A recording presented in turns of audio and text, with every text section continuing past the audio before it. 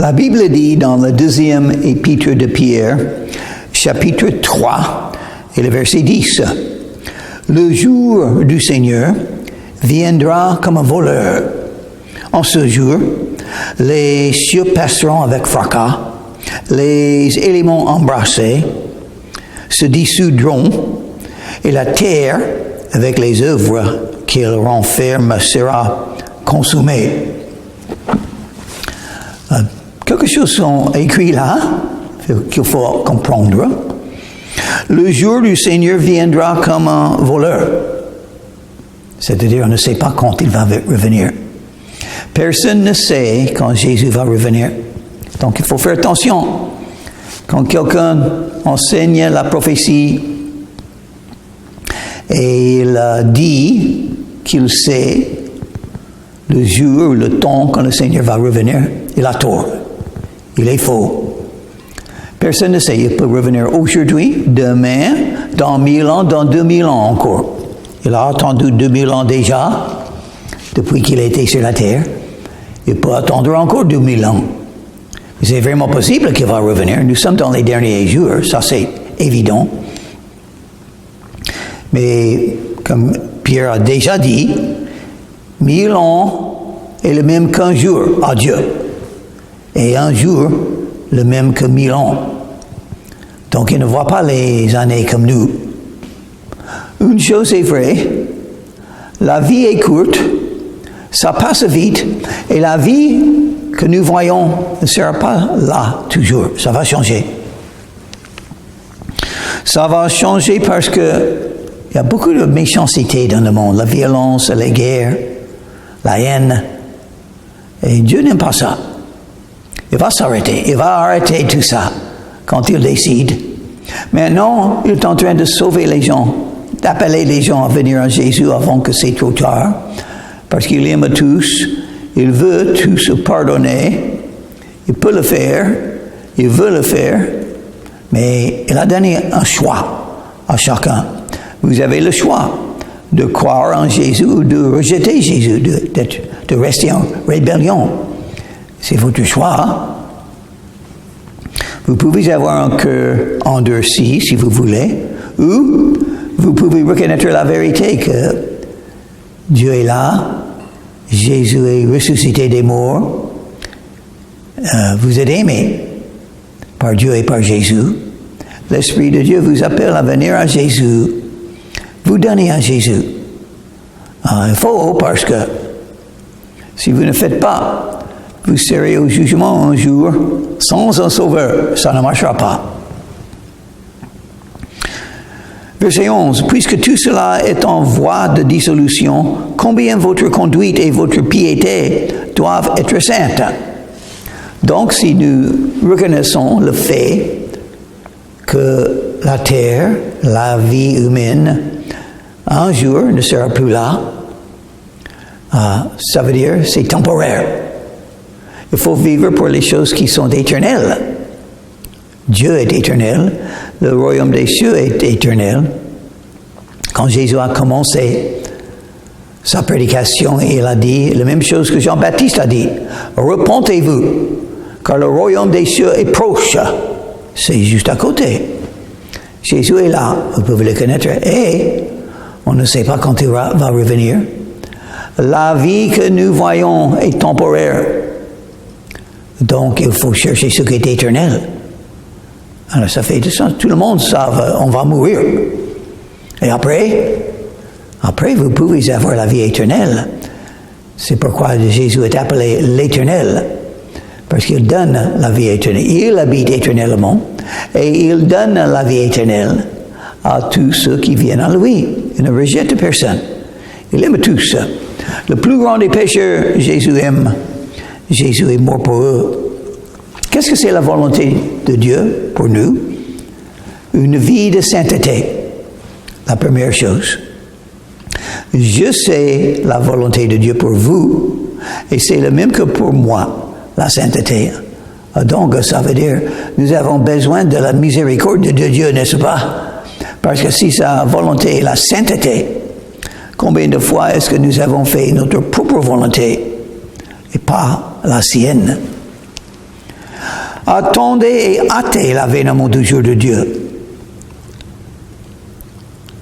Jour à cause duquel les cieux enflammés se dissoudront et les éléments embrasés se fondront.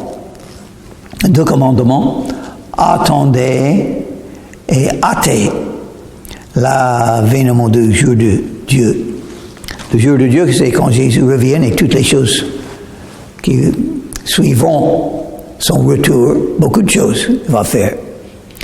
Il va détruire l'Antéchrist et ses armées dans la guerre d'Armageddon, la bataille d'Armageddon.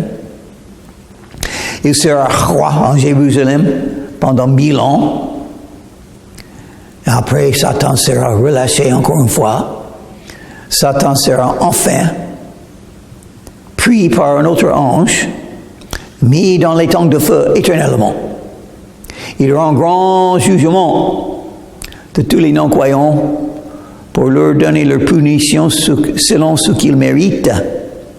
Si vous méritez un peu de punition, vous allez recevoir. Si vous méritez beaucoup de punition, vous allez recevoir parce que Dieu est juste. Si vous n'avez pas Jésus comme votre sauveur, vous paierez le prix de vos péchés. Le salaire du péché, c'est la mort. Ça parle de la mort spirituelle. Attendez le jour de Dieu. Attendez, qu'est-ce qu'il faut faire pour servir Dieu? Toutes les œuvres qu'il faut que je fasse, que sont les œuvres que je dois faire? Attendez, hein? Mais je ne fais rien si j'attends.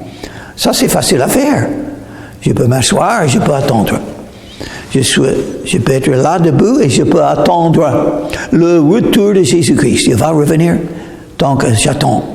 Parce que ça, c'est notre espérance. C'est le retour de Jésus quand tout sera changé.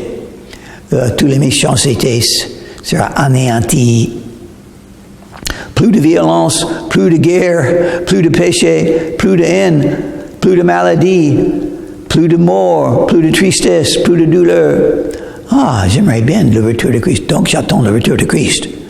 C'est pas un autre chef de pays, la prochaine élection, les gens dans la politique, est-ce qu'ils vont nous aider? Non. Est-ce qu'ils vont nous secourir comme il nous faut pour tous les besoins que nous avons? Non.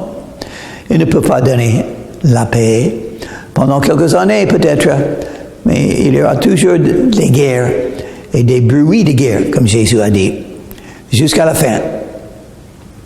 Malheureusement, parce que le diable est là et il aime faire la guerre, les disputes, les querelles, les divisions. La haine est en train de faire ça souvent. Les doutes, la rébellion contre Dieu, ça c'est l'œuvre du diable. Donc, on peut voir dans le monde que le diable a beaucoup réussi à ce moment. Mais Dieu a son dessein, son plan. Il va revenir et tout corriger. Donc, ce qu'il me faut, c'est le retour de Jésus. J'attends le retour de Jésus. C'est ça qui va aider mon mariage, qui va aider mes rêves de voir l'Évangile annoncé beaucoup plus en France. C'est le retour de Christ qui le fera, pas moi. Attendez, hâtez l'avènement. Comment hâter l'avènement? Pourquoi Jésus n'est pas encore venu? Parce qu'il veut sauver des gens. Donc, si j'annonce l'Évangile, si je gagne les âmes à venir à Jésus, si je cherche les brebis perdues pour Jésus, je suis en train d'hâter le retour de Christ parce qu'il ne peut pas revenir avant de sauver tout ce qu'il peut sauver. Il ne veut pas revenir, dans un sens. Maintenant, il attend, parce que s'il revient maintenant, il sera obligé de tout juger. Il ne veut pas. Parce que il y a beaucoup de gens qui sont perdus. Et Jésus veut les sauver maintenant. Donc, si j'annonce l'Évangile, de plus que j'annonce l'Évangile, je vais aider le Seigneur à pouvoir revenir. Verset 13. Mais nous attendons selon la promesse de nouveaux cieux et une nouvelle terre où la justice habitera. Est-ce que vous cherchez la justice? Donc il ne faut pas aller devant les juges de ce monde. Est-ce que vous cherchez la justice? Vous n'allez pas le trouver parmi les hommes, parmi les êtres humains. Oh, mais Jésus va venir avec la justice. Et c'est pour cela vous devez avoir peur. Vous devez craindre. Parce que vous serez là un jour, à genoux, devant Jésus-Christ. Et il sera juge. Est-ce qu'il dira à vous? Est-ce qu'il vous dira? Je ne vous connais pas. Allez-y, vous ne pouvez pas entrer dans le royaume des cieux. Faut pas. Ah, ça serait horrible. Il y aura des pleurs et des grincements de dents. Mais vous pouvez éviter ce jugement si vous venez à Jésus. Jésus a été jugé, il a été puni sur la croix de Calvaire pour que vous puissiez être pardonné de tous vos péchés et trouver le salut et le pardon et la vie éternelle en lui, par foi en lui.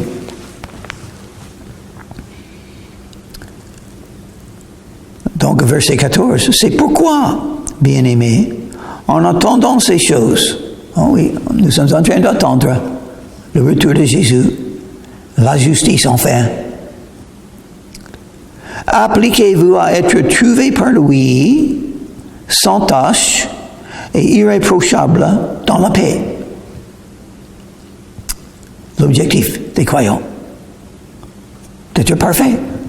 La Bible ne dit jamais, oh, Dieu comprend que nous sommes faibles, donc ça va si vous faites les péchés. Non, il ne dit jamais ça. Il dit toujours, il faut faire le bien. Il faut faire ce qui est juste, ce qui est droit, ce qui est saint. Donc, si vous avez péché, c'est votre faute.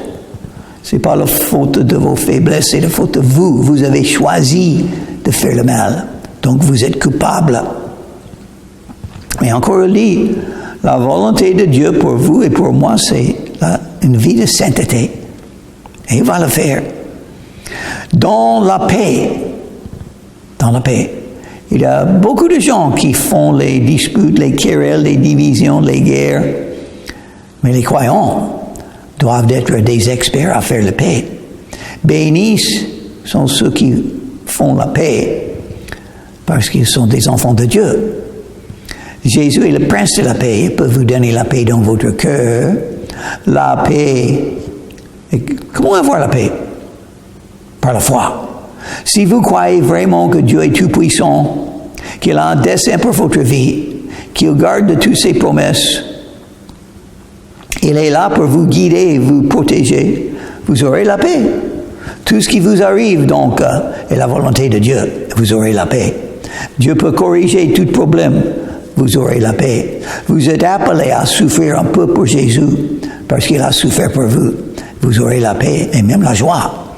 Vous avez le privilège, l'honneur de souffrir pour Christ. Croyez que la patience de notre Seigneur est votre salut. Intéressant. La patience de notre Seigneur. Il a de la patience. Il attend. Il attend que quelqu'un vienne à lui pour croire en lui. Il attend. Il a la patience. Il peut attendre des années, des fois. Nous, les croyants, nous prions pour la famille, pour les enfants, pour les petits-enfants, pour les parents, pour les voisins, pour les coéquipiers, pour les chefs des pays, pour tous. Nous prions pour eux. Et Dieu veut qu'ils soient sauvés mieux que nous. Jésus est mort pour eux. Jésus a beaucoup souffert pour eux. Et maintenant, il attend. Il attend qu'ils viennent à lui. Il a beaucoup de patience, Jésus. Mais pas beaucoup de temps, parce que votre vie est courte en comparaison avec l'éternité. Croyez que la patience de notre Seigneur est votre salut, comme notre bien-aimé frère Paul vous l'a aussi écrit selon la sagesse qui lui a été donnée. Oh, Pierre a lu des choses que Paul a écrites, comme nous. Et Pierre a appris de l'apôtre Paul. Paul a écrit plus que la moitié du Nouveau Testament. Presque tous les épîtres ont été écrits par Paul. Et même je crois personnellement, même si la Bible ne le dit pas, je crois que peut-être, c'est possible que Paul a écrit aussi l'épître aux Hébreux. Pierre était l'apôtre aux Hébreux, mais Pierre parlait des épîtres que Paul a écrits. C'est ce qu'il fait dans toutes les lettres, toutes les lettres. Paul a écrit beaucoup de lettres, beaucoup d'épîtres, où il parle de ces choses dans lesquelles il y a des points difficiles à comprendre. Si vous comprenez toutes les choses que Paul a écrites, vous êtes bénis de Dieu. Vous avez été donné la sagesse et la connaissance de la vérité.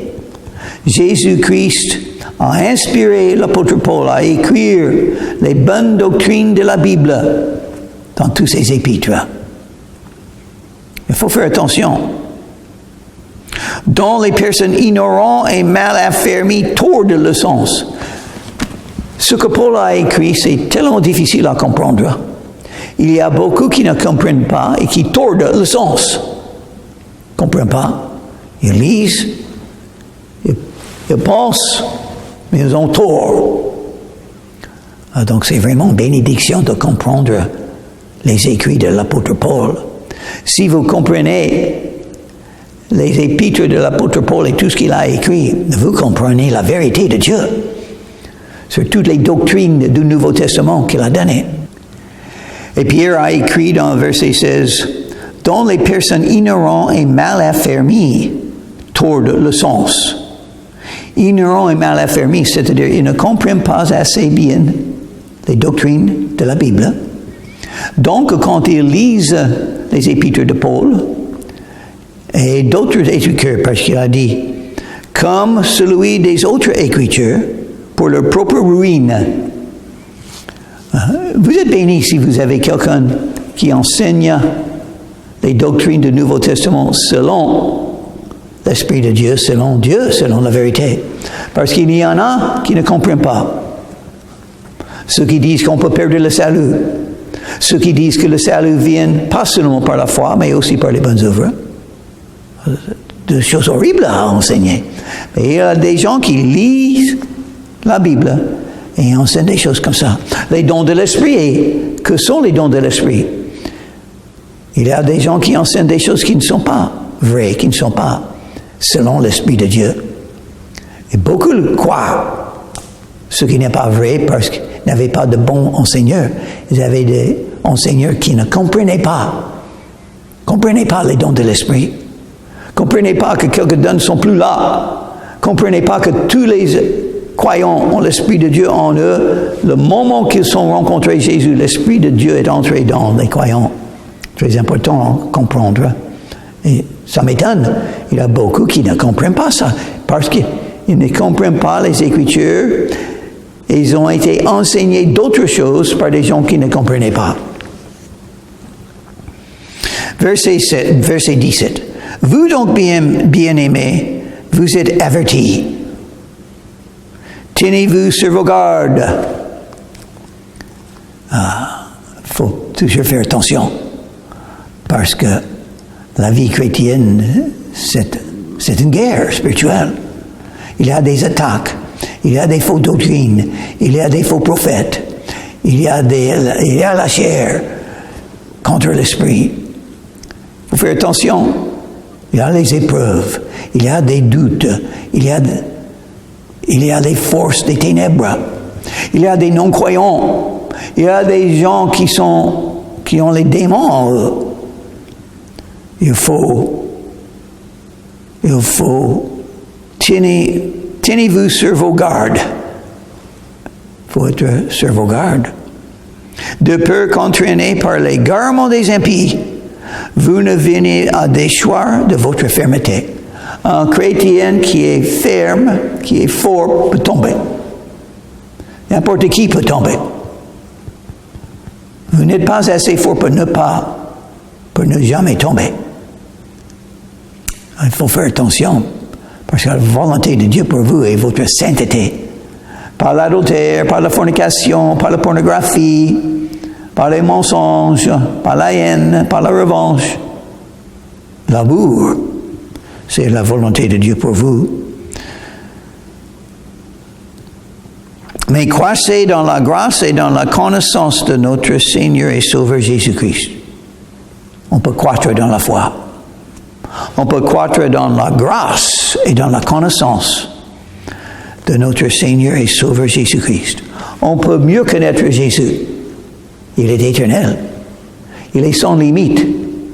Il y a plus qu'on peut connaître de sa présence, sa puissance, son amour, son caractère. Beaucoup plus à apprendre de Jésus. Sa volonté. Il y a toujours beaucoup plus qu'on peut apprendre. On peut croître dans la foi. On n'arrive jamais. Êtes-vous en train de croître par la foi? Il faut la Bible. Il faut la prière. Il faut la confession des péchés. Il faut rester soumis à la volonté de Dieu. Il faut la foi, c'est-à-dire la confiance que Jésus garde ses promesses. Il ne monte pas. Il vous aime. Il a dit ça. Bien-aimés, le verset 17. Les croyants sont les bien-aimés. Dieu vous aime. Tout ce qui vous arrive, c'est dans le plan de Dieu. Il a un plan, un dessein. Il va le faire. Croissez dans la grâce. Qu'est-ce que c'est la grâce? Dieu donne gratuitement à ceux qui ne méritent pas. Donc, je vais recevoir de Dieu. Parce que je ne mérite rien. Mais la grâce, il va me donner. On se confie dans la grâce de Dieu. Pas mes mérites, pas mes bonnes œuvres, pas ce que je peux gagner par ma fidélité, mais ce que Dieu va faire selon sa grâce. Ça veut dire, mes rêves peuvent se réaliser alors, parce que ça ne dépend pas sur moi. Dieu a sa grâce. Il est tellement bon, il aime donner à ceux qui ne méritent pas. Et moi, je ne mérite rien de tout. À lui soit la gloire, parce que tout ce qu'il fait pour nous, maintenant et pour l'éternité. Amen. Maintenant, qu'est-ce que c'est la volonté de Dieu? Le louer. Glorifier son nom. Remercier le Seigneur pour tout ce qu'il fait. Le bon et le mal. Parce qu'il est là. Il agit. Il fait sa volonté. Il nous aime. Et tout ce qui nous arrive est selon l'amour de Dieu pour nous. Si vous ne croyez pas, donc c'est triste. Parce que c'est la manière d'avoir la paix. Qu'est-ce que c'est le vrai christianisme? Ce n'est pas une religion. C'est une relation avec Jésus-Christ. Une relation avec Jésus. Croissez dans la grâce et dans la connaissance de notre Seigneur et Sauveur, Jésus-Christ. Il est le Seigneur. On le suit. Il dit et nous sommes soumis à ce qu'il dit. Il nous guide parce que nous sommes en train de le suivre. Il est le Sauveur, et on n'oublie pas, il est mort pour nous. Il nous a sauvés de nos péchés. Il nous a donné la vie éternelle. Nous serons éternellement dans le paradis, dans la joie éternellement, et l'amour, sans le péché, sans les impies. C'est bien, c'est merveilleux. Il est le Sauveur, et c'est pourquoi nous allons le suivre, nous allons le servir toute notre vie. Et si on tombe, on va se confesser tout de suite, n'est-ce pas? Pour rester en communion avec lui, pour continuer à le suivre. Mais peut-être vous ne connaissez pas encore Jésus, il faut le rencontrer pour le connaître. Vous pouvez rencontrer Jésus-Christ aujourd'hui et il deviendra votre Sauveur et votre Seigneur. Il faut venir à Jésus, invoquer son nom et vous serez sauvés de vos péchés. La Bible dit en Romains chapitre 10 et le verset 13 Quiconque invoquera le nom du Seigneur sera sauvé.